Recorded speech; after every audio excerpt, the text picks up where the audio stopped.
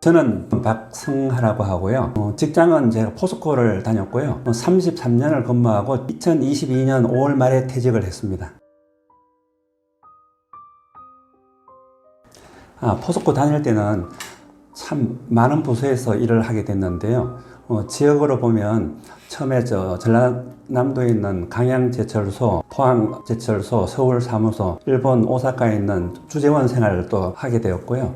업무도 참 많이 한 케이스 같아요. 한 11개 부서에서 일을 했는데요. 주로 이런 마케팅 본부에서 수출 업무를 한 20년간 했습니다. 마지막에 퇴직하기 전에 한 업무는 포항에서 그룹사 안전 업무를 담당한 안전 기획 업무를 한 3년간 하고 퇴직을 했습니다.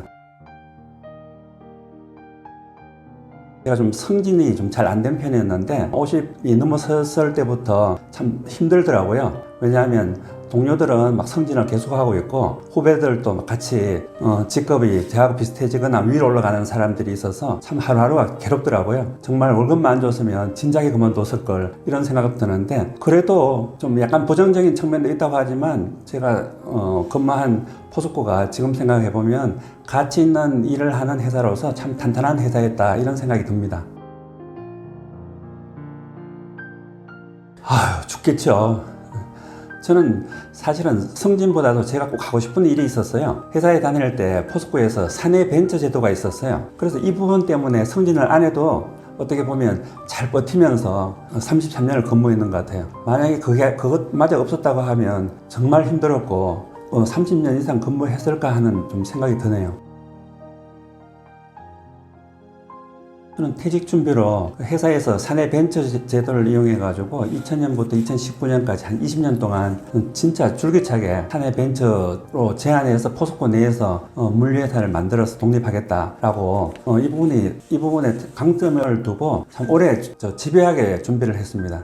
그 다음에 두 번째는 나이 한 50쯤 돼서 생각해 보니까 내 직장 생활이 얼마 안 남았겠구나 이런 생각이 들더라고요. 그래서 그동안 대학교에서 석사 학위까지는 있어서 그러면 공부를 다시 시작해서 박사학위를 받자 이런 마음이 나이 50대 들었어요. 그래서 2015년에 나이 50대 박사과정에 들어가서 공부를 해서 2019년도에 박사학위를 정말 받았거든요. 그 사이에 용감한 건지 무식한 건지 몰라도 2년 동안 유학을 갔어요. 처음에 와이프도 그러고 지도 교수님도 야 설마 가겠냐라고 생각을 했다 하더라고요. 지금 나중에 얘기하는 게. 그래서 저는 회사도 얘기를 했더니 갔다 올 수 있으면 갔다 오라고, 다시 돌아오지 않았으면 하는 심정으로 아마 인사 담당은 얘기했는지 몰라도 회사도 그렇게 용인해주고 저희 집사람이나 지도 교수님도 오케이 해서 그 일본의 쩌쿠바 대학교라고 좀 유명한 국립대학교가 있어요. 거기 가서 1년을 유학을 하고 도쿄에 있는 리츠메이칸 대학교에서 연구원으로 있으면서 학위 논문을 2년 동안 빡치게 해서 논문을 완성해서 마침내 2019년도에 학위를 받았습니다. 그래서 이 부분을 가지고 뭘 할까도 이렇게 생각을 해봤는데 생각보다 잘 되지는 않더라고요. 그 이후에 올해 드디어 이제 좀 성과가 나왔습니다. 그 다음에 세 번째는 어린이 대상 안전교육을 시켜주는 회사를 만들고 싶더라고요. 물류회사가 안 돼서 파도 나고 되게 성질이 났거든요. 그래서 안 되겠다. 그러면 사회적 기업을 해서 돈 안 벌더라도 좀 가치 있는 일을 하자라고 해서 포항문화재단에서 문화재생 활동가들하고 2021년도부터 포항에 있을 때 활동을 했는데요. 그분들이 제가 서울 오고 난 이후에 기획서를 잘 써서 포항시 경북도 행정안전부에서 예산을 한 6천만 원을 받아서 지난해 9월 달에 정말 안전 운동회를 했어요. 그 이후에 한 번 더 해서 2번을 했거든요. 그래서 아마 올해나 내년까지 준비해서 이것도 아마 사업안을 될 것 같아요. 사실은 이게 제가 주창을 해서 했는데 저는 약간 좀 뒤로 물러난 형태가 되었고 포항에 있는 멤버들이 중심이 돼가지고 아마 수익 사업을 하는 그 사회적 기업을 설립할 예정입니다.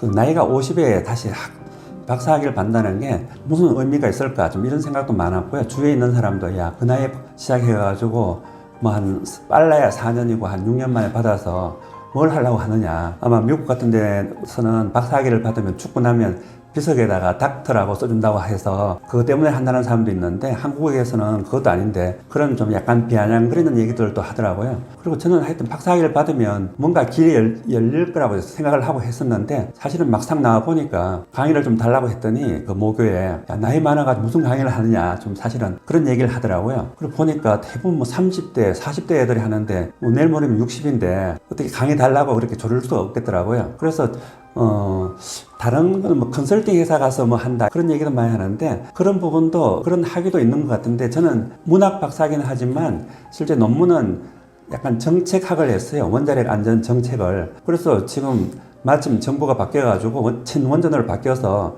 좀 일이 생기겠다 생각해서 좀 희망을 갖고 있는데 마침 그 교육부 산하에 있는 한국연구재단에서 연구 교수를 모집을 하더라고요. 이 프로그램은 매년 있는데 1년짜리가 있고 5년짜리가 있어요. 사실은 5년짜리도 한 3번 해서 다니면서 지원을 했었는데 안 됐고 지난해 2개 넣었는데 1년짜리가 돼서 급여도 꽤 실업급여보다 좀 그 비슷한 수준으로 해서 급여도 받고 또 연구활동이라 해서 학교에 연구실을 받아가지고 매일 나가서 책도 읽고 논문도 쓰고 이런 활동을 합니다.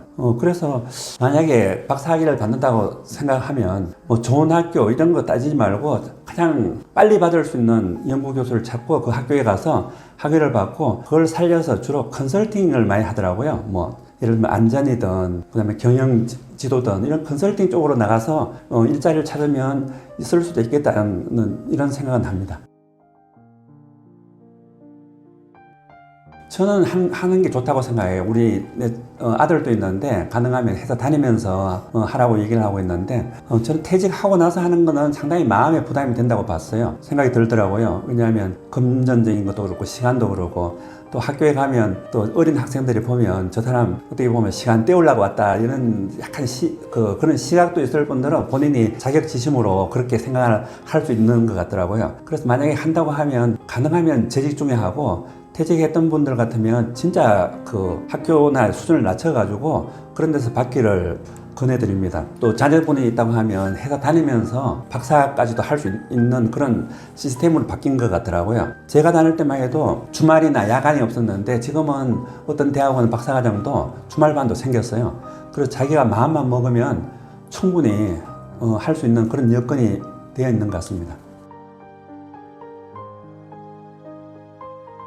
지금 뭐 퇴직을 회사 안 나간 지 2년 6개월 됐는데요. 생각해 보니까 그래도 가장 경제적인 게 와 닿는 것 같더라고요. 지금 생각해 보니까 저는 아마 지금 살고 있는 집도 한 28년 전에 재건축 아파트를 사서 지난해 4월 달에 입주를 했는데 그건 뭐 돈은 나오는 건 아니지만 아주 좋은 안락한 집에서 사는 것도 있고 실제 퇴직을 하게 되면 현금 캐시플로우가 가장 중요한 것 같더라고요. 저는 국민연금을 받으려면 앞으로도 한 5년 정도 더 남아있는데 직장생활 하면서 조금 투자에 관심이 있어서 저 부동산 쪽에 좀 투자를 했었어요. 한 30년 가까이 된 것 같아요. 그렇다고 전문으로 투자를 한 게 아니고 돈이 될 만한 걸 사놓고 계속 기다리는 거죠. 직장인들한테 맞는 시간과의 투자를 한 셈이죠. 그래서 그게 최근 5, 6년 전부터는 수입이 나와서 그 돈으로 해서 좀 안정적으로 생활을 하고 있습니다. 실제 생활비도 뭐 직장 다닐 때하고 유사하게 쓰는 것 같고 오히려 좀 더 쓰는 것 같아요. 그래도 뭐 마이너스를 쓴다거나 뭘 팔아서 쓴다거나 이런 상태까지는 안 가니까 이 부분에 가장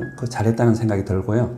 또 한 가지 더 들라고 하면 학위를 받았다는 게 약간 좀 자신감이 생겼어요. 인생 살면서. 그게 뭐 박사학위 해가지고 박사 부른다는 그게 중요한 게 아니고 자기 만족이고 난 그래도 뭔가 한 고비를 넘겼고 뭔가 성취했다는 그런 걸 해서 눈에 보이지는 않지만 좀 자신감이 생겼다는 부분.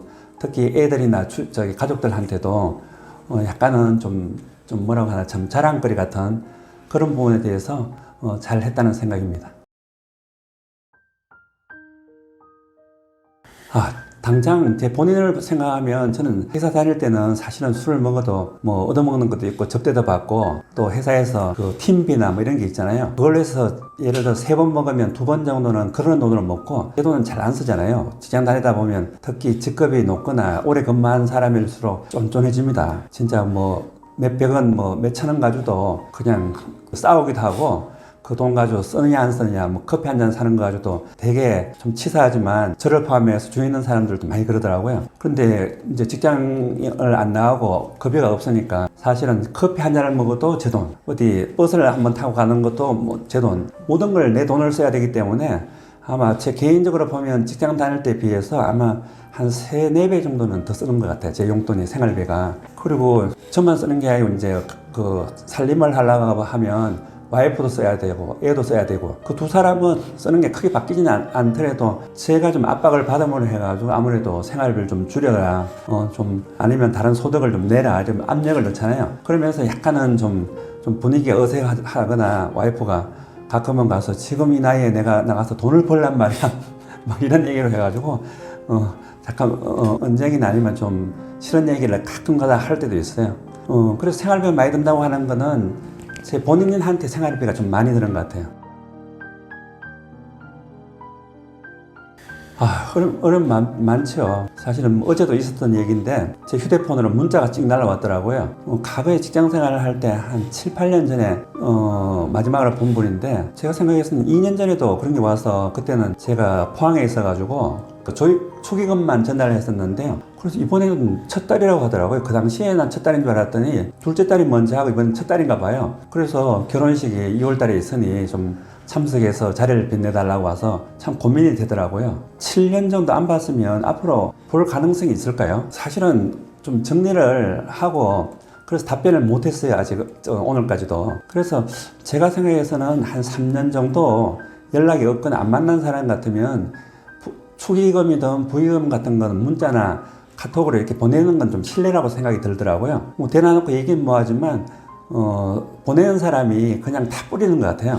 안 가기도 찝찝하고 그걸 받아놓고 나서. 그래서 저는 당장은 부의금, 조의금부터를 좀 어느 정도 좀 정리를 해야 될 것 같아요. 그래서 과거에는 직장을 통해 가지고 만나는 사람들이 90% 하는데 그 중에는 90% 다는 아니지만 90% 중에서 90%는 좀 정리를 하고 미안하지만 내가 받을 것도 있고 또 줘야 될 것도 있다고 하지만 좀 서서히 정리를 하고 가는 게 나도 편하고 그 상대도 가볍게 가는 게 아닌가, 좀 이런 생각이 들더라고요. 어떤 모임이나 이런 것도 아무 의미 없이 그냥 가는 모임이 있고 참석하는 모임이 있어요. 저도 지난해 1년 반 전에 어떤 클럽에 가입해가지고 뭐 회비가 그 당시에 200만 원 냈어요. 처음이라고 해서 막 분위기 잡아서 내고 1년 6개월 지난 시점인데요. 그 당시에 아마 회비가 20명 모은 게 3천만 원, 3,100만 원 정도 된 것 같아요. 그런데 계속 밥도 먹고 골프도 치고 놀러도 다니고 하는데 다 한 게 아니고 그중에 일부만 다녔거든요. 저는 주로 밥만 먹었어요. 그런데 그 총무라는 친구가 요 근래에 문자가 와서 돈을 다 썼으니 회비를 다시 내라는 거예요. 그 짜증이 나는 거예요. 3,100만 원을 그 1년 6개월 만에 다 쓰고 또 회비를 내라고 이번에 한 100만 원을 내라는 거예요. 그래서 좀 전에 또 전화가 왔길래 나는 활동 안 하겠다라고 했는데 아주 좀 마음에 좀 남고 좀 기분이 좀 언짢아요. 사실 1년 반 정도 저녁에는 제가 많이 나갔어요. 그냥 소주 한잔 하는 데는. 근데 나갔다가 도우면 기분이 좀 뭐라고 하나 공허하고 내가 저기를 왜 나갔지? 저 사람들하고 뭔 얘기를 했지? 한 1년 6개월이 됐는데도 그 개인적인 걸 몰라요. 가족 상이라든지 뭘 하는지도. 그래서 그런 모임은 진작에 좀 정리를 했어야 되는데 그 돈 문제가 아니고 어떻게 보면 저는 모임이나 이런 데 나가야 된다고 하는 건 세 가지 조건 중에서 두 가지는 만족을 해야 나갈 가치가 있다고 생각하는데요. 이거는 제가 다니던 직장 상사가 한 얘기예요. 그 모임이 재미가 있는가, 첫 번째. 두 번째는 도움이 되는가, 내한테 도움이 되는가. 세 번째는 나나 상대도 그렇고 유익한지. 그 셋 중에서 두 가지가 만족하면 나갈 만한 모임인데 그 중에 두 가지가 아니고 한 가지나 하나도 안 되면 가감히 정리해야 된다고 봐요. 지금 오늘 전화 통화했다고 하는 그 모임은 가만 생각해보니까 세 가지 중에요. 아무것도 해당이 안 돼요. 재미도 없고 나한테 도움도 안 되고 그 멤버들하고 또 유익하지도 않아요. 그래서 오늘 마음은 좀 언짢지만 잘했다는 그런 생각이 듭니다. 저는 이제 실제 회사 안 나간 게 한 1년 6개월 됐으니까, 근데 회사 다니던 때 인맥 중에 90%가 직장이나 회사 일하고 관계되는 사람이라고 하더라고요. 근데 그 부분들이 90% 중에 한 8, 90%는 벌써 잘라진 것 같아요. 일단은 이메일도 안 오고 전화번호는 남아있지만 서로 연락을 안 하잖아요. 그래서 제 개인적으로 회사와 관계 없이 있던 사람들은 뭐 꾸준히 연락도 하고 가끔 만나기도 하고 식사도 하고 하는데, 회사 업무와 관련되는 사람들은 거의 다 끊어지는 것 같아요. 그렇다고 인위적으로 끊을 필요는 없다고 하지만, 회사를 그만두는 시점에서 서서히 좀 가감하게 좀 정리를 할 건 하는 게 상호간에 좋다고 생각이 들어요. 한 번은 포항에 있을 때 친하고 매일 술을 많이 먹은 그 팀이 있었어요.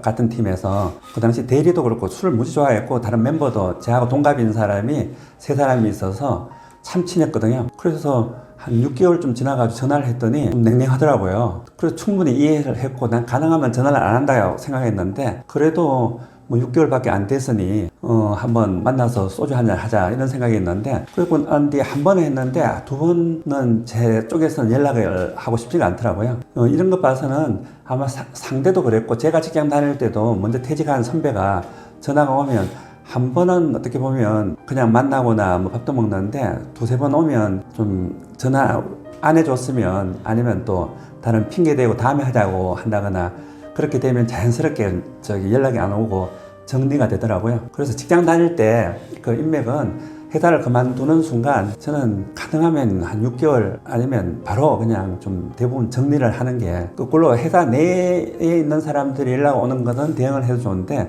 내 스스로 해가지고 전화를 한다거나 뭐 약속을 잡는다거나 이런 거는 철저히 안 한다고 생각했고, 그렇게 대부분 하고 있는데, 그거에 대해서 한 점의 후회나 뭐 잘못 판단했다거나 그런 생각은 안 듭니다. 회사에서 기본적으로 업무상 만나거나 이런 사람들은 정리를 돼야 될 것 같고요. 그동안 예를 들어서 뭐 전화나 이메일이나 뭐 문자나 이렇게 하는 사람들이 한 300명 정도 됐다고 하면, 저는 지금 고민을 했었어요. 한 50명, 100명? 그 정도만 해서 그래도 한 달에 한 번 정도는 문자나 이런 소식을 전하기도 하고 듣기도 하고 할 수 있는가, 그럴 가치가 있고, 그쪽 상대도 그렇다고 하면 이어가는 거고, 그렇지 않으면 그냥 단절한다고 얘기할 필요 없이 약속이나 연락을 서서히 끊으면서 안 만나고 그렇게 가는 게 맞지 않은가, 그런 생각이 듭니다. 직장이나 업무로 관련해 가지고는 조금 뭐 예를 들면 입사 동기라든지, 그 다음에 학교, 뭐 대학교나 고등학교 선후배 있다고 하면, 그런 분들하고는 어떻게 보면 약간 직장이나 회사보다는 다른 부분에 대해서 만나기 때문에 한참 뭐 1년 만에 한 번씩 나가더라도 되게 친하기도 하고 서스럼 없이 얘기도 하고 그렇더라고요. 저도 입사 동기 모임이 좀 포항, 강양, 서울 뭐 일본도 근무했지만 다 했는데, 서울은 거의 안 나가다가 지난주에 한번 해서 진짜 못 쳐는 말에 나가도 다들 친하기도 하고 편하게 받아주기도 하고 그렇더라고요. 그래서 그 업무나 아니면 부서로 해서 만난 사람들은 사실은 빨리 정리하는 게 맞고, 그 부분을 떠나가지고 다른 인연 있는 학교라든지 뭐 종교라든지 다른 인연이 있어서 만나는 부분들은 그 이후에도 계속 만날 수 있는 것 같더라고요.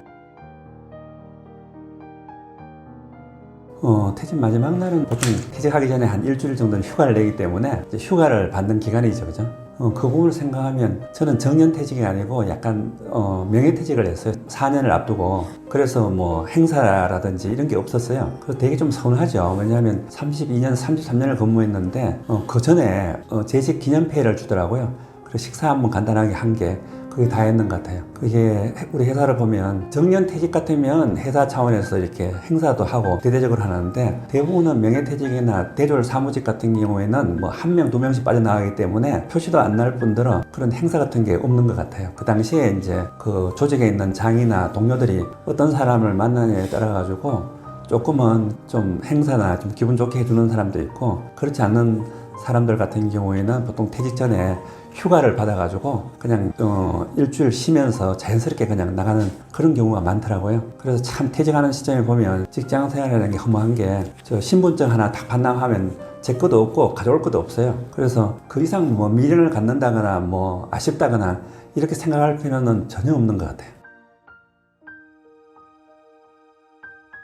저는 퇴직 전 1년 전에 이제 회사에서 휴가를 줘서 그걸 했었지만 그때부터 사실은 퇴직 기간이니까 힘들죠. 그래서 저는 익히 이런 얘기를 유튜브나 다른 사람 통해서 많이 들어가지고 나는 그런 좀 힘들다, 우울하다 이런 걸 빠지지 않겠다고 생각해서 수첩에다가 되게 많은 걸 썼어요. 하겠다는 걸 한 8가지인가 써가지고 정신없이 했었어요. 와이프 말에 하면 당신 직장 다닐 때보다 더 바쁘고 열심히 했다고 하더라고요. 그래도 약간 루틴이 출퇴근 시간이 깨지면서 회사를 안 나가고 나서 한 3개월 되는 시점부터는 속병이 오더라고요. 막 그 소화도 안 되고 윗배가 더부룩하고 잠도 좀 못 자고 이런 거 있어서 병원도 좀 다녔어요. 하고 대장 내시경도 하고 해도 아무 이상이 없더라고요. 그래서 다른 사람들하고 똑같이 이 루틴이 깨지면 아마 공허하거나 허무하거나 이런 게 오나 보다 그런 생각이 들더라고요. 그렇지만 저는 한 8가지 한다고 해서 목표로 세워놓은 거를 정신없이 해서 그런 속으로는 좀 골마가 터져도 시간은 정신없이 갔어요. 그때 책을 썼거든요. 막 머리에서 짜내면서 책을 썼는데 한 6개월에 걸쳐서 그때 생각하면 되게 그 책 쓰는데 몰입해서 그런지 어떻게 보면 다른 사람들 같이 되게 공허하거나 이런 부분은 좀 짧았는 것 같아요. 퇴직 후 첫 1년은 정신없이 막 8가지를 하느라고 정신없었는데 그거 끝나고 나서 막상 어디 갈 데가 없더라고요. 루틴이 깨져가지고 아침에 운동도 새벽 6시부터 7시까지 하기도 하고 했는데 그 이후에 시간도 많잖아요. 그래서 사실은 오라고 하는 데도 없고 갈 데도 없고 또 계속 골프 치러 가자고는 하는데 골프가 좀 흥미가 없는 것 같아요. 일본 주재원 할 때는 공짜로 치는 기회가 참 많았거든요. 접대도 하고 접대도 받고 그때도 이런저런 핑계 대면서 안 했어요. 그래서 골프를 만약에 제가 좀 취미로 가졌으면 그 멤버들이 구성돼 가지고 정신없이 다닐 수 있었을 텐데 그 부분이 없어서 제가 좋아하는 취미나 이런 게 없어서 되게 힘들었어요. 저는 퇴직 전에 1년은 급여만 받는 휴가로 1년을 그 급여를 받아가면 잘 썼고요. 그 이후에는 실업급여를 또 주더라고요. 한 200만 원 정도 되는데 9개월 다 받아먹었어요. 그래서 그것까지는 뭐 그런 대로 받았는데 사실은 생활비로는 터무니없이 적죠. 그래서 저는 직장 다니면서 투자라기보다는 직장인에 맞는 장기 투자를 했죠. 예를 들면 뭐 재건축 아파트를 산다거나 그런 부동산에 투자를 해가지고 그게 한 20-30년 누적이 되니까 수익형 부동산으로 바뀌면서 수익이 좀 나왔어요. 그래서 사실은 그 부분 때문에 그렇게 쪼이거나 뭐 지금도 마이너스를 쓴다거나 뭐 대출을 낸다거나 뭘 팔아야 된다거나 이런 거 없이 특히 퇴직금도 허물지 않고 이렇게 쓰는 편이에요. 그래서 다른 사람들이 얘기하는 그런 부분은 없는 것 같아요. 생활비도 뭐 퇴직 전이나 지금이나 오히려 좀 더 쓰는 것 같아서 가끔은 와이프하고 좀 줄이자라고 얘기하는데 생각같이 잘 안 되더라고요. 되게 힘들다고 하죠. 거의가 그런 것 같아요. 10명에 9명 정도는. 보니까 저 입사 동기 중에서도 한 분은 그런 저 인생이 막 다른 직업이나 이런 생각 없이 퇴직금을 받아서 명퇴를 해서 놓고 썼더니 한 5-6천만 원을 한 1년 반 만에 다 쓰더래요. 그래서 가족들 그 눈치가 하더라고요. 처음에 이제 일도 안 하고 할 생각도 없이 집에서 보통 새벽까지 TV나 뭐 유튜브 보다가 자서 한 10시쯤 일어나서 아점을 먹고 그러다 보면 가족들이 아무도 없대요. 다 나가고 한 바람 쐬고 들어와 보면 가족들이 처음에는 와이프가 좀 눈치가 안 좋다가 나중에는 애들도 아빠를 약간 좀 무시하고 뭐 하느냐 좀 나가서 돈을 좀 버셔야 되는 거 아니냐고 그런 눈치들이에요. 그래서 한 2년 반 되는 시점에 안 되겠다 해서 부랴부랴 무슨 자격증을 따가지고 1년에 한 2-3천만 원 받는 그런 일자리를 구해야 되겠다고 하는 걸 봤고요. 또 한 사람은 대학교 친구인데 거기도 대기업 근무하다가 한 2년 전에 퇴직을 했는데 처음에 소식 거의 안 전하고 있다가 나중에 들었는데 어디에서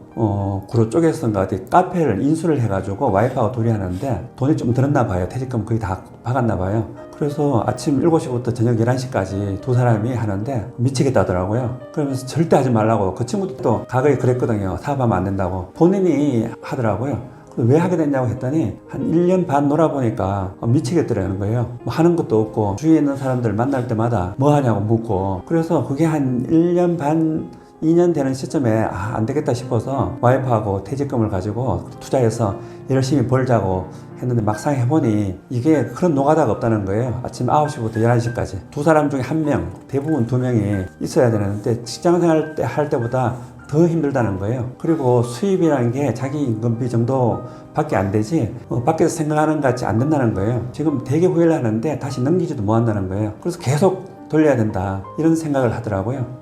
그 두 가지 케이스가 있는데 제 생각은 퇴직해서 돈이 힘들다고 하더라도 급여 생활자로 가는 거는 좋은데 그렇지 않고 자영업이라든지 이런 거 할 것 같으면 차라리 한 2년 정도는 그 퇴직금이나 이런 걸 깨먹더라도 하지 않는 게 바람직하지 않은가. 그래서 한 2, 3년 정도 지나면 틀림없이 다른 게 보인다는 거예요. 저도 한 2년 반 지나니까 이제 마음도 좀 안정이 되고 야, 뭘 해도 할 수 있겠구나. 그리고 절대 오버하지 않겠구나.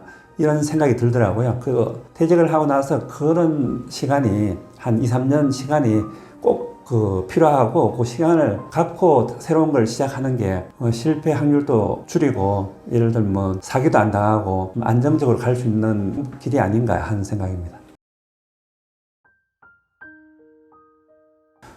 좀 있었죠. 지금도 있고.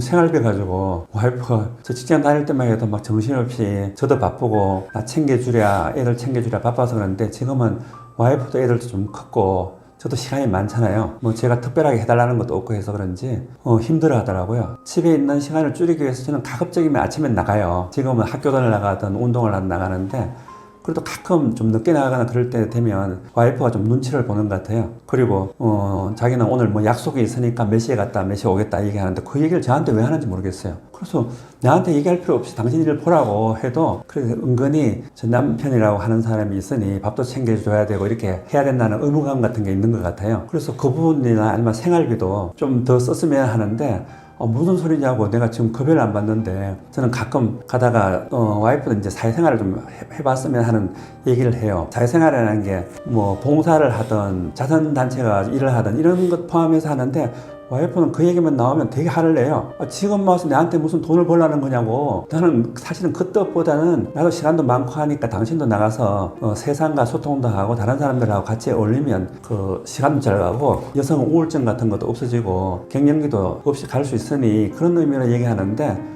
그런 거 되게 민감하더라고요. 사실은 와이프도 그렇게 해서 큰 돈이 아니더라도 한 달에 뭐 한 5, 60만을 벌더라도 본인이 써도 훨씬 여유가 있지 않은가 이런 생각이 드는데 아마 그 경제적인 부분 플러스 같이 집에 있는 시간을 좀 줄이자 이런 투로 얘기를 해보면 되게 그 네거티브하고 민감하더라고요. 그리고 애들은 좀 컸기 때문에 특별한 갈등은 없어요. 지금 생각해보면 그래도 인생 이망을 준비한답시고 제가 책을 썼는데 그 내용 중에서 공부를 한 부분 그 다음에 재테크를 한 부분 또 인생 이망을 위해서 뭐 자격증도 따고 뭘 했던 거 많이 했는데 사실은 많이 준비한 것 중에 현실로 이렇게 와 닿고 할 수 있는 게 생각보다 없더라고요. 누가 하더라고 한 3가지 준비하면 한 가지라도 될 거라고 생각했는데 사실은 3가지 중에 한 가지가 아니고 한 10가지 중에 한두 가지 되는 거 아닌가 그런 생각이 들더라고요. 그나마 늦게 학위를 받았는 그 부분 가지고 계속 그 교육부에서 하는 프로그램에 지원을 한 4년을 했는데 그때 막 악착같이 하진 않았죠. 회사 다니면서 할 때라서. 근데 지난해는 마지막 도전이라 생각하고 1년짜리하고 5년짜리 프로그램에 지원을 했어요. 그래서 그거 안 되면 나 이제 안 한다. 다 접고 공부하고는 끝이다 라고 생각을 했는데 참 그 인생이 묘하다고 할까 포기한 심정으로 했는데 딱 1년짜리가 그 1년 프로그램이 지난해 9월부터 올해 8월까지 되는 그 프로그램이 됐어요. 그래서 급여도 받고 학교에서 연구실도 받고 거기 나갔더니 뭐 그런 부류의 사람들을 만나니까 또 공부하는 분위기가 되더라고요. 그래서 학위를 받았는 것 중에서 많이 준비한 것 중에서 그게 이제 살려서 운이 좋으면 지금부터 해서 한 5, 6년 정도는 이제 대학 교수로서 연구자로서 활동을 할 수 있지 않는가. 그래서 지금 생각해보면 뭐 다른 것도 있다고 하지만 학위 받아서 인생 이망으로 연결했던 게 참 잘하는 것 같아요. 참 여러 가지가 있는데 사실은 저희 어머니가 되게 오래 전에 돌아가셨는데요. 뭐 그 부모님한테 그나마 그때도 급여도 받고 했을 때 좀 더 잘해줬을 걸 하는 생각이 퇴직 이후의 문제가 아니고 인생을 놓고 봤을 때는 좀 후회스럽고요. 두 번째 개인적으로는 취미생활이 없어요. 제 나이 또래가 제가 올해 60인가요? 뭐 한갑이라 하니까 저 친구들 만나면 저하고 비슷한 사람이 많아요. 취미도 없고 뭐 재미있게 할 수 있는 것도 많지 않더라고요. 그래서 이게 없으니까 직장 다니면서는 술로 또 직장에 치이면서 보냈는데 지금은 좀 시간이 많잖아요. 그래서 지금부터 뭘 막 하려고 해도 생각대로 잘 안 되더라고요. 그래서 지금이라도 제가 좋아하는 취미, 골프가 됐든 그림을 그리든 뭐 음악이든 여행이든 이런 동호회도 가입하고 해서 좀 가졌으면 하는 생각이 들더라고요. 또 한 가지 더 덧붙인다고 하면 집사람 와이프하고 다정다감하게 이렇게 보내는 게 어색해요. 저는 좀 경상도 남자라서 그런지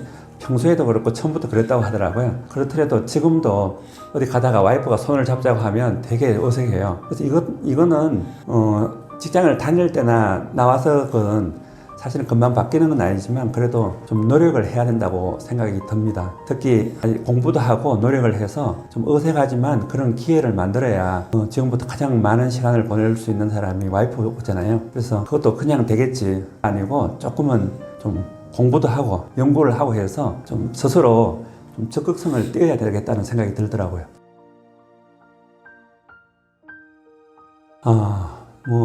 저는 어떤 유튜버도 보고 책도 봤지만 은행에서 마이너스 통장을 연장을 하러 갔더니 안 된다 하더라고요. 지금 소득이 얼마냐고 소득이 있어야지 자산이 기준이 아니고 소득 기준으로 보면 마이너스 통장이 대상이 아니기 때문에 다시 연장도 안 되고 개설도 안 된다고 하더라고요. 당황스럽더라고요. 또 하나는 경조사가 회사 다닐 때는 뭐 업무적인 거든 뭐 좀 약간 좀 아는 사이한테도 경조사 보내잖아요. 문자나 이메일로 보내면 못 가면 축의금이나 경조비라도 내는데 퇴직하고 나서도 개중에는 문자가 와요. 근데 가만 보면 저한테만 보내는 문구가 아니에요. 보면 그냥 하나를 카피를 떠가지고 휴대폰에 있는 그 연락처에다 다 뿌리는가 봐요. 보내는 사람은 아무 생각이 없이 올라면 오고 말라면 말고 낚시해 놓듯이 고기가 물면 물고 이런 투로 보내는지 몰라도 되게 부담스럽더라고요.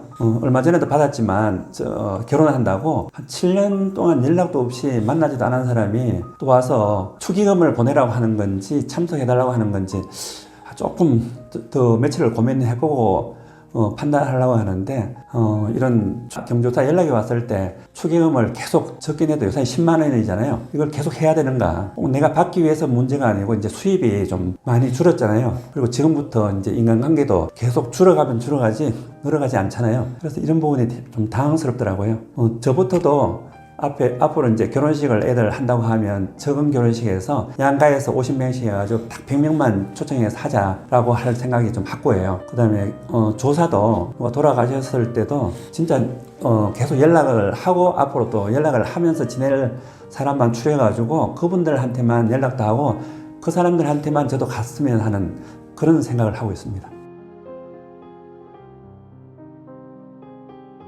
나와보면 막상 뭐 다른 될 것 같고 내 혼자 시간이 많으니까 하면 될 거라고 생각했는데요. 당장 힘든 게 제가 벤처 사회적 기업을 만든다고 명함을 만들려고 했더니 어렵더라고요. 포항에 있을 때는 조그만 인쇄소 가서 내가 그냥 써주면서 이렇게 만들어 달라고 하면 되는데 큰 커몽인가 하는데 연락을 했더니 거기서 문자가 온 게 좀 있으면 전문가라는 분이 저한테 연락이 온다 하더라고요. 그러면 그분하고 얘기해서 디자인을 몇 번, 두세 번 주고받고 하면서 끝나고 견적이 날라오면 돈을 넣고 그러면 전문가라는 분이 만들어가지고 저한테 우편으로 보낸다고 하더라고요. 이게 되게 익숙지 않잖아요. 회사 다닐 때는 포맷 양식이 있어서 간단한 것만 넣으면 한 일주일 지나면 명함이 오잖아요. 근데 명함을 그 전문가라는 분하고 만들려고 했더니 디자인은 색깔은 뭘로 할 거며 글씨 크기는 뭘로 할 거고 로고는 뭘로 하며 묻는 게 너무 많더라고요. 근데 그걸 어떻게 말로 다 설명을 하겠어요. 한 가지 예지만 나와서 뭘 하려고 해도 뭐 그 항공 예약이라든지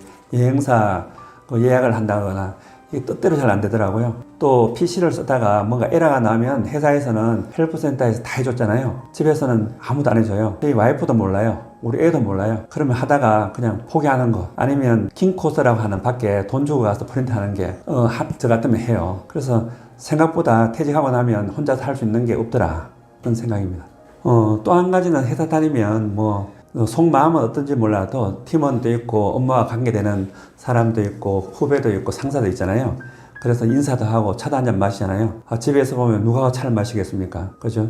차 마시자고 전화하면 그렇게 반갑게 맞아주는 사람도 없어요. 그래서 참 나와보면 그 자신이나 아니면 가족밖에 없겠구나. 나머지는 어떻게 보면 제3자고 내가 생각했던 그 회사 다니면서 그 생각했던 그 사람이나 그 대상이 아니더라고요. 그래서 새삼 느끼는 게 자기가 가장 소중하고 그 다음에 배우자를 포함한 가족이고 나머지 진짜 친한 친구 말고는 어떻게 보면 그냥 그 많은 사람 중에 한 명이다. 나도 그렇게 생각하지만 상대도 저에 대해서 그렇게 생각을 할 거라고 봐요. 그래서 너무 눈치 보면서 격식 따지거나 상대를 의식하면서 살 필요는 없더라고요.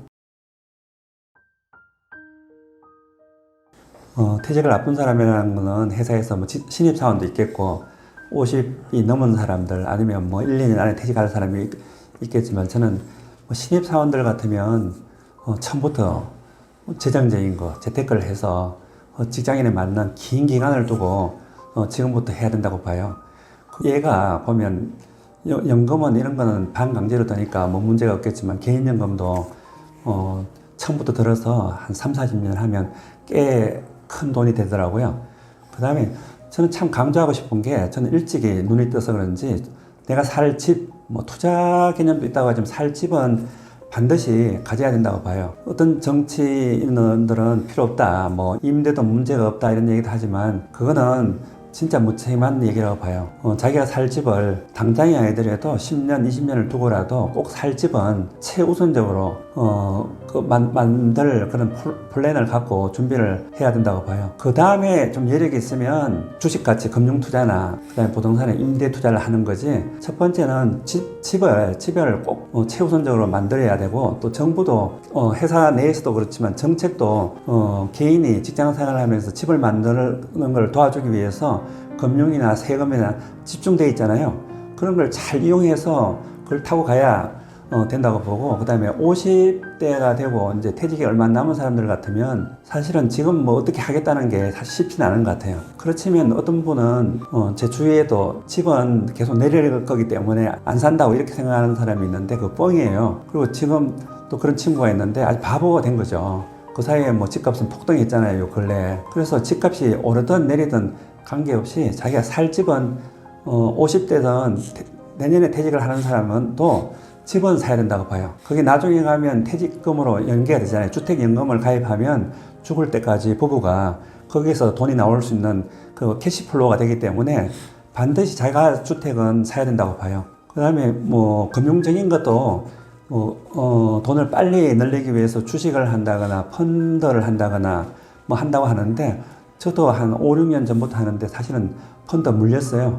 요새 시끄러운 중국 ELS는 아닌데 저는 펀드를 해가지고 그래도 원금은 까먹지는 않았는데 그래도 마이너스 20, 30% 돼요. 다행인 게 달러로 들어갔는데 그때에 비해서 환율이 한 20, 30% 업됐기 때문에 손해를 안 보는데 금융 쪽은 잘 모르는 사람은 신입사원 때든 50대든 곧 퇴직하는 사람이든 하는 게 아닌 것 같아요. 그거는 약간 도박성도 있고, 그리고 인생 나이 50이나 아니면 퇴직을 앞두고 도박을 할 필요가 있을까요? 그걸 해서 예를 들면 2배로 튀길 거냐 아니면 반으로 쪼그라들 거라 그런 리스크가 있다고 하면 저 같으면 2배보다도 반으로 쪼그라드는 쪽 리스크가 있기 때문에 안 할 것 같아요. 그래도 만약에 좀 여력이 된다고 하면 조그만 임대가 나오는 그런 임대 부동산에 투자해서 길게 그 캐시플로우를 만들어서 가는 게 건강상이나 아니면 정신적으로도 훨씬 도움이 된다고 봅니다. 그 다음에 이제 인생 이막적인 측면에서 보면 사실은 그 유명한 그 유튜버도 얘기하는 게 연금을 많이 받는 것보다 그 일을 죽을 때까지 어떻게 보면 하면서 거기서 현금 나오는 게 저는 가장 바람직한 노후 대책이라고 생각이 듭니다. 그래서 만약에 지금도 뭐 대졸 사무직이든 기술직이든 이런 분들도 저를 포함해서 다 나오면 했던 일이 있기 때문에 좀 깨끗하고 양복을 입거나 사무실에서 하는 일을 찾는데 저는 그건 아니라고 봐요. 차라리 그 몸으로 때울 수 있는 기능직을 뭐 폴리텍 대학교라든지 정부에서 그런 기능교육을 6개월이나 1년 정도는 다 정부 자금으로 지원해주는 프로그램이 많더라고요. 그걸 해서 예를 들면 도배를 한다거나 미장을 한다거나 이런 걸 해서 자기 건강이 유지되는 한 70이든 80까지 한다고 하면 의외로 수입도 많더라고요. 지금 인건비가 비싸져 가지고 하루 일당에 그런 유능한 분들은 30만 원도 받더라고요. 그렇지 않더라도 한 12만 원, 15만 원 받더라고요. 그리고 뭐 계속 할 필요가 있는가요? 뭐 한 달에 한 15일, 10일씩만 해도 편안하게 하고 눈치 안 봐도 되고 이런 일을 해가지고 70이든 80이든 일까지 하면 연금으로 예를 들어서 100만 원, 150만 원 받으려고 하면 40년 넘는 그 연금 아닙니까? 그래서 저는 혹시라도 준비가 안 된 분들 같으면 집을 사고 나머지 시간이나 여력은 기능적인 일을 배워가지고 나이에 관계없이 지금부터 해서 뭐 15년, 20년 할 수 있는 일을 찾는다고 하면 본인도 대우받고 금전적으로 쪼이지 않으면서 갈 수 있는 길이 아닌가 그런 생각을 합니다. 잘 모르겠어요. 그나마 지금은 인생 이망이라 해가지고 직장도 있고 일도 있고 급여가 많지는 않지만 받잖아요. 남들 많이 고민하는 그런 부분은 해소가 됐어요. 또 경제적인 부분도 그리 쪼이지 않기 때문에 그 부분에 대해서도 큰 압박감은 없어요. 근데 꼭 행복하다 이런 생각을 해보면 그렇진 않은 것 같아요. 원래 행복이라는 게 상대적이라서 주위에 막 죽겠다 힘들다 뭐 이런 사람들이 많으면 나는 좀 더 나으니까 행복하다 좀 자유스럽다 이런 생각이 들지는 모르겠지만요. 그게 아니고 스스로 내가 행복하냐 이런 생각을 해보면 꼭 그렇지만은 않은 것 같아요. 어떻게 보면 좀 워커홀릭인가 뭐 이런 건 아니겠지만 약간은 좀 성취 도전을 되게 추구하다가 하는 제가 그런 성격이어서 그런 부분이 이제 멈추면 되게 좀 힘든 부분이 있더라고요. 그래서 그런 부분 때문에 그런지 가끔은 공허하고 내가 뭘 새로 한다고 하면 이게 될까? 하면 이거 얼마나 할까? 이런 생각이 들더라고요. 그래서 요사이는 조금 마음에 이제 평온함이 와서 그런지 그렇게 긴 계획이나 큰 프로젝트나 큰 일이 아니고 1년 단위로 하면서 좀 소소한 걸로 해서 좀 행복감을 느껴보자 라는 생각을 바뀌어서 지금은 약간은 좀 마음도 편하고 가족이나 애들하고도 이렇게 시간 보내면 뭐 인생 별거 있겠냐 는 생각도 들면서 또 이런 평안 느끼는 것을 주위에 있는 사람이거나 지인들한테도 좀 얘기도 하고 같이 누릴 수 있으면 좀 같이 누렸으면 하는 생각이 듭니다. 너무 이게 한 네 가지가 있는데요. 저는 너무 물질적인지는 몰라도 경제적인 게 꼭 필요한 것 같아요. 이게 사실 궁핍하면 그 짜증이 많이 나잖아요. 부부 싸움도 많이 하고 애들하고도 그렇고 그래서 일단 경제적인 게 참 중요하고 두 번째는 다들 강조하지만 건강인 것 같아요. 요 근래 독감에 걸려서 한 40일 아파 보니까요 뭐 삶의 의욕도 떨어지고 야 이렇게 만약에 나중에 나이 들어가지고 아프면 나도 그렇지만 주위에 있는 배우자며 애들한테도 상당히 민폐구나 이런 생각이 들더라고요. 그래서 지금 다짐한 게 약간만 아프면 병원을 간다. 또 누가 그러더라고요. 송혜 선생님이 그러대요. 참 장수한 비결 중에 일주일에 한 번씩은 치과를 간다고 하더라고요. 안 아파도. 그래서 저도 치과라든지 좀 위장이 안 좋으면 아프지 않더라도 한 달에 한 번은 병원을 가겠다. 이런 마음을 먹게 됐어요. 그 다음에 세 번째는 뭐니 해도 지금부터 가장 오래 같이 있을 사람인 배우자나 애들하고 좀 화목해야 될 것 같아요. 의도적으로 막 노력도 하고 하는데 잘 되지는 않는데 그래도 뭐 식사도 한번 하고 영화 프로그램도 찾아가지고 극장도 한번 하고 여행도 하고 좀 인위적인 거라도 노력을 하고 있고 또 더 할 생각입니다. 그 다음에 네 번째는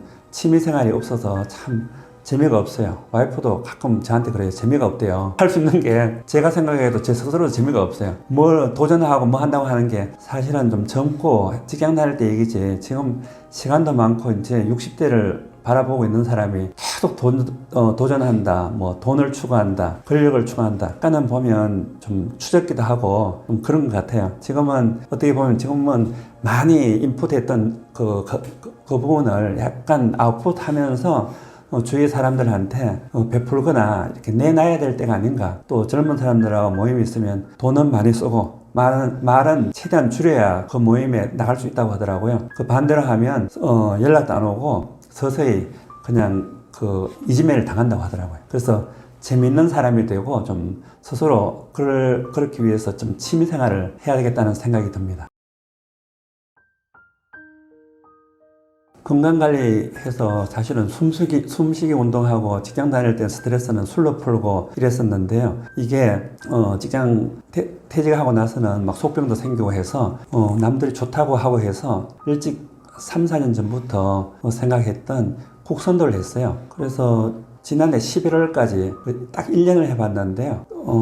좋긴 좋더라고요. 새벽 6시부터 7시까지 했는데 그 운동이 재미가 없어요. 그런데 이게 똑같은 기계체조 같이 똑같은 걸 가지고 매일 하니까 1시간 10분씩 완전 스트레칭에다가 약간 골고루 섞여 있어요. 단전 호흡에다가 그 다음에 요가에다가 섞여 있는 운동이고 또 정신적으로도 강화되는 그런 운동이라 좋았는데 그만두게 된 이유가 한 1년을 계속 했더니 허리하고 등이 아프더라고요. 그래서 정형외과나 가서 사진 찍어보면 이상은 없는데 그동안 30년을 이렇게 꼬부리고 있다가 펴지면서 그렇다네요. 그런데 그 곡선들 하면서부터 좀 아픈 것보다는 옥신옥신했어요. 근데 계속 그러니까 혹시 그 췌장암이나 뭐 이런 게 아닌가 해서 좀 은근히 걱정이 되더라고요. 그래서 내과에 가서 CT도 찍어보고 했는데 이상은 없다고 하더라고요. 그래서 좀 더 참아볼까 했는데 도저히 안 되겠다 싶어서 이제 곡선들 적고 지난해 11월부터는 수영을 했어요.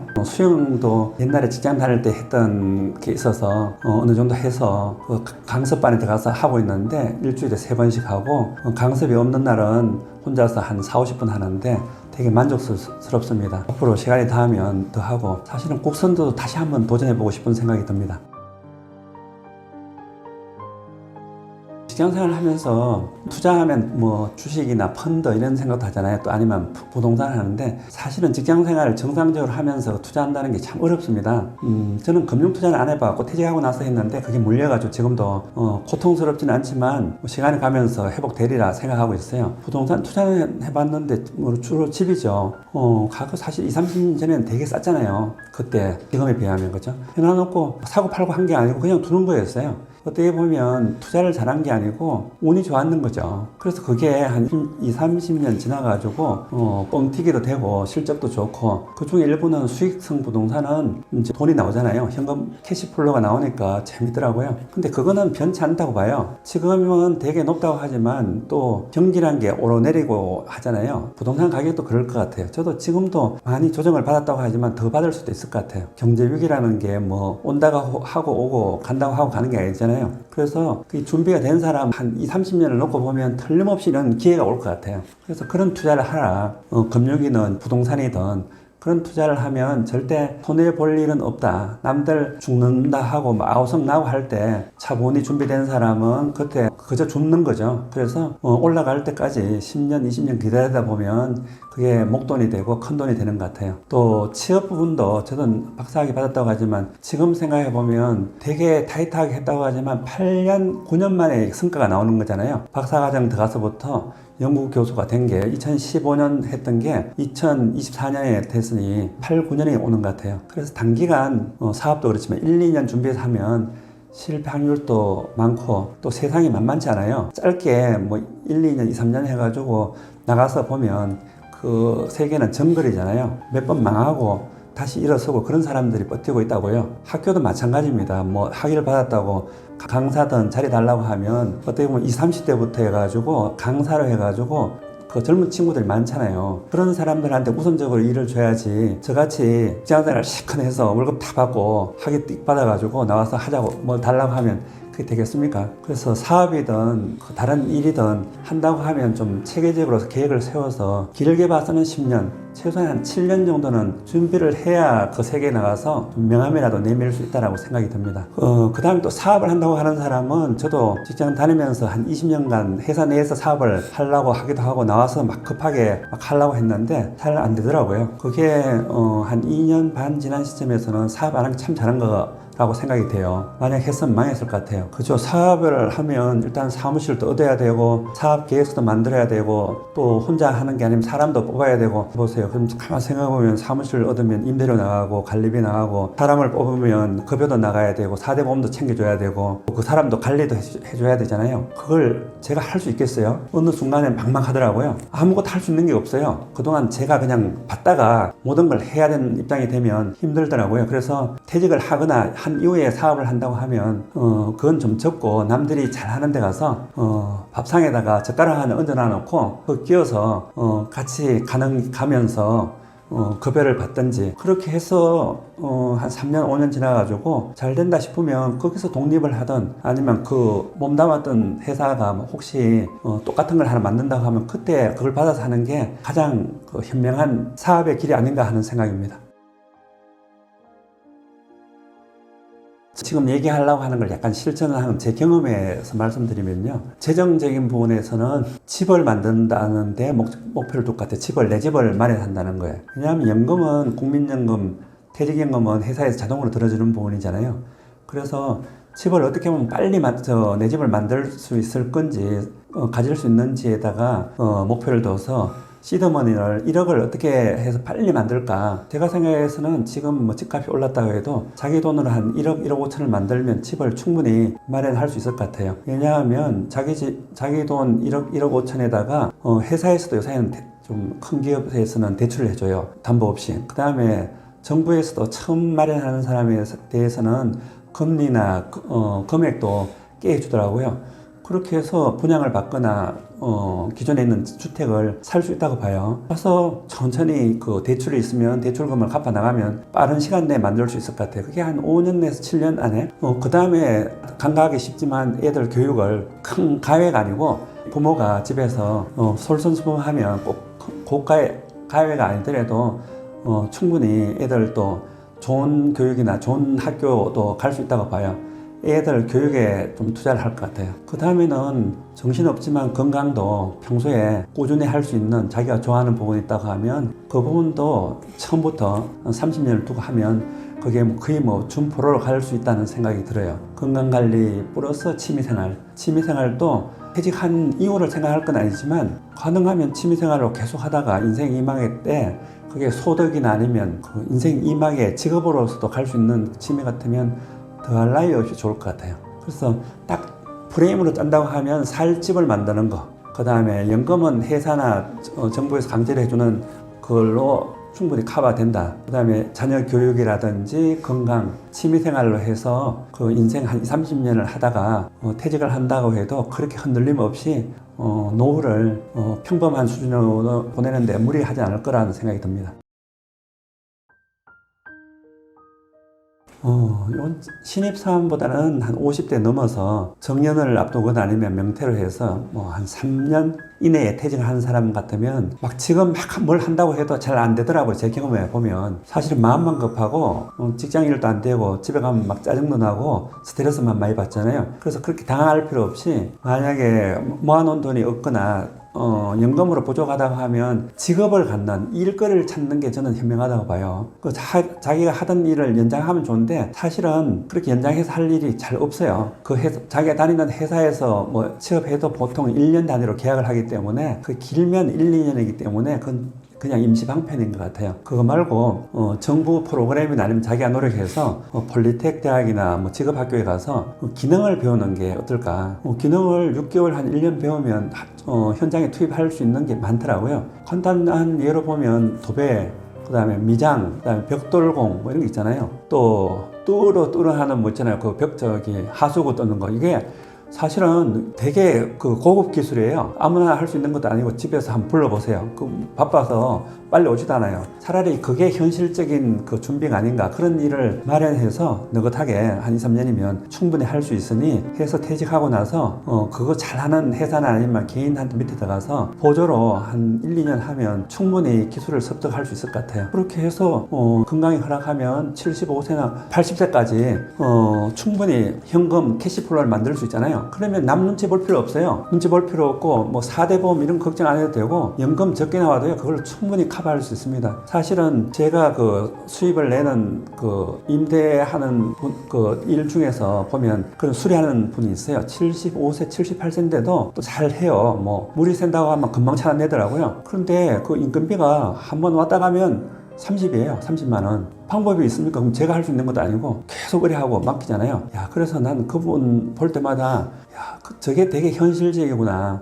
내가 만약에 진짜 수입도 없고 그렇다고 하면 그분을 생각하면서 기능적인 부분 중에서 내가 할 수 있는 부분을 찾아가지고 시간이 걸리더라도 저렇게 해서 캐시플로우를 만들고 정년 없이 일을 하고 싶다. 이런 생각이 들더라고요. 그 다음에 재무적인 부분은 만약 연금이 부족하거나 그러면 지금 막 돈을 만들기 위해서 금융이나 부동산 투자한다는 거 쉽지 않거든요. 좀 시간이 저는 그런 거 한다고 하면 최소 5년이나 한 10년을 두고 해야 되는데 그게 녹록지가 않아요. 차라리 캐시플로우 현금을 만드는 직업 쪽으로 가는 게 현실적인 것 같아요. 저는 그쪽에 가는 게 리스크도 없고 본인도 떳떳하게 오랜 기간을 갈 수 있다고 봅니다. 또 한 가지 덧붙이고 싶으면 주위에 퇴직하기 전에 다 그러더라고요. 골프 치자고 4명이 쪼여져야 되니까 골프를 치면 국내나 아니면 해외여행 가면 막 5박 6일씩 골프도 치고 재미있는 일이 많다고 하더라고요. 사실 한 번도 못 가봤어요. 제가 보면 개인적으로 골프를 그렇게 좋아하는 성격이 아니라서 그런 부분도 있고요. 근데 그 열심히 치는 선배나 저희 동료 보면 그렇게 한 6개월, 1년쯤 되면 좀 허무해 하더라고요.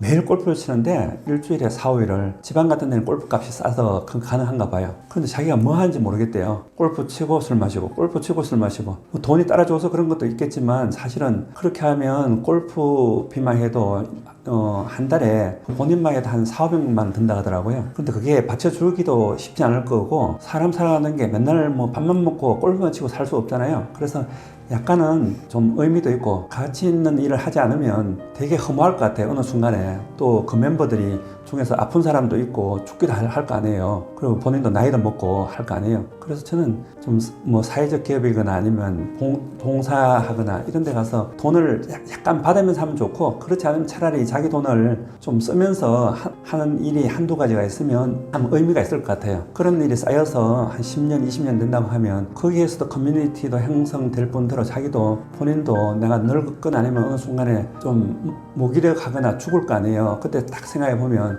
내가 뭐하고 살았지 생각하면 뭐 골프 여행 같은 거는 잘 생각이 안 날 것 같고 그래도 의미 있고 가치 있었던 사람이거나 그 일을 했는 게 그래도 야 나는 그 일을 하면서 좀 의미 있게 했다라고 하는 그런 느낌을 받으면서 눈을 감거나 죽지 않을까 이런 생각을 해봤어요. 구독자분들한테 주로 퇴직을 앞두고 있거나 퇴직한 사람들이라고 보면 좀 조금 여유 있게 좀 살 필요가 있을 것 같아요. 제 주위에도 보면 회사 오비 중에서도 뭘 한다고 찾아와서 돈 좀 벌게 해달라고 하는 분도 있는데 그래서 그런 분들 중에 진짜 힘들어서 그런 분도 있는데 되게 여유가 있는데도 불구하고 더 벌려고 그런 거예요. 참 그런 거 보면 욕심은 끝도 없는 거예요. 사실은 그 선배만 그런 게 아니라 저도 그래요. 돈을 더 벌고 싶잖아요. 그런데 지금 한 2년 6개월쯤 회사 근무를 안 한 2년 6개월 시점에서 보면 그럴 나이가 아닌 것 같아요.